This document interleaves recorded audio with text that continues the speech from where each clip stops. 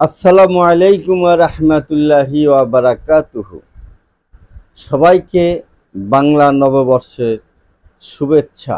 শুভ নববর্ষ। দিনের পর্দা সরলে যেমন রাত আসে, রাতের পর্দা সরলে দিন আসে, বৎসরের পর্দা সরে গেলে নতুন বৎসর আসে। ঠিক তেমনি রাজনীতির পর্দা সরালে আমরা কি দেখতে পাই, এ বিষয়ে সংক্ষিপ্ত আলোচনা করছি। প্রিয় দেশবাসী, গণ অধিকার পার্টি পিআরপি এর পক্ষ থেকে সবাইকে জানাই সংগ্রামী শুভেচ্ছা ও অভিনন্দন। আপনারা সবাই জানেন, রাতের পর্দা সরলে দিন হয়, দিনের পর্দা সরলে রাত হয়, পুরাতন বছরের পর্দা সরলে নতুন বছর হয়। ঠিক তেমনি রাজনীতির পর্দা সরলেও কিছু একটা বের হয়, সেটা বলছি।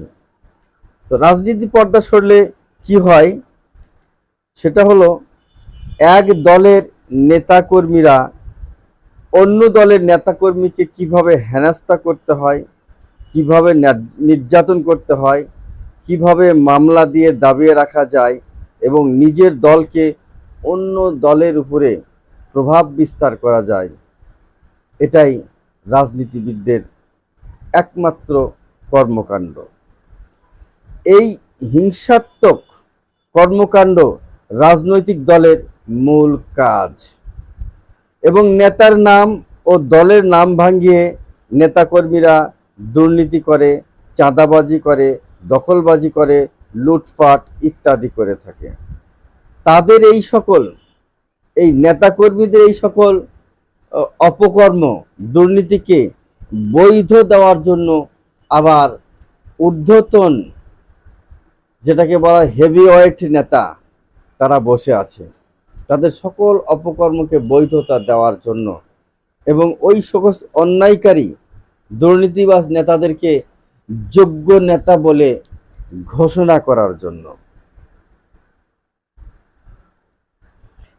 আরেক শ্রেণীর মানুষ আছে, তারা প্রশাসনের দালালি করে। এটাকে সাধারণ মানুষ নয়, তারাও কিন্তু সরকারি দলের পক্ষের নেতা করবে। তাদের কাজ হলো কোথায় বিরোধী দলের কোন ব্যক্তি বড় ব্যবসায় করে, তাদের অনেক অর্থ উপার্জন করতে পারে, এইগুলো তথ্য কালেক্ট করে প্রশাসনের সাথে যোগ সাজস করে তাদের উপরে বিভিন্ন ধরনের মাদক মামলা, অস্ত্র মামলা, মানে মিথ্যা, এগুলো সব মিথ্যা মামলা, তারপরেও মিথ্যাভাবেই যোগ সাজস করে এই অন্যায় মামলাগুলো তাদের উপর চাপিয়ে দিয়ে হয়রানি করা হয়।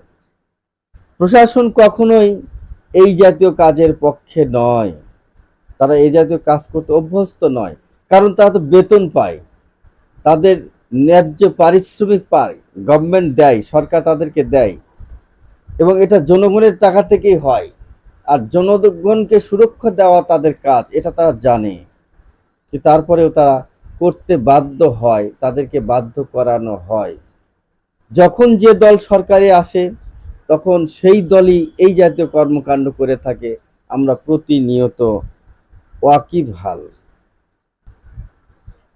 ভাই ও বন্ধুগণ, এই সমস্ত ক্ষমতার অপব্যবহারের কারণেই সাধারণ জনগণ রাজনীতিকে ঘৃণা করে থাকে। আর ঘৃণা করাটাই স্বাভাবিক।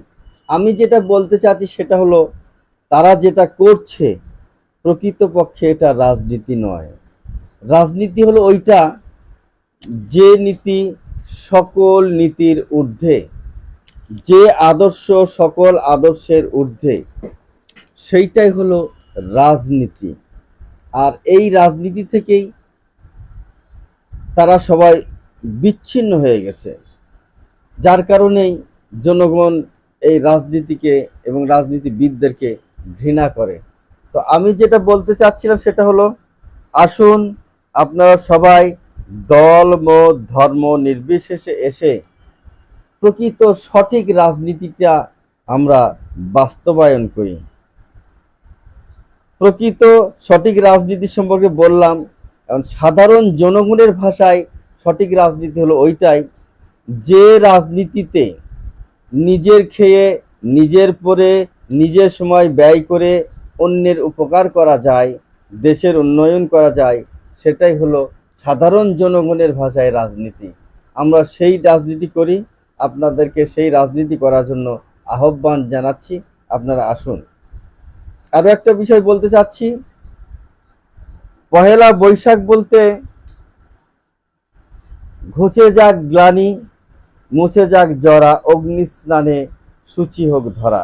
এই অগ্নি স্নানে মানে আগুনের স্নান, এই আগুনের যে গোসল, এই গোসলে পৃথিবী কখনোই পরিষ্কার হয় না।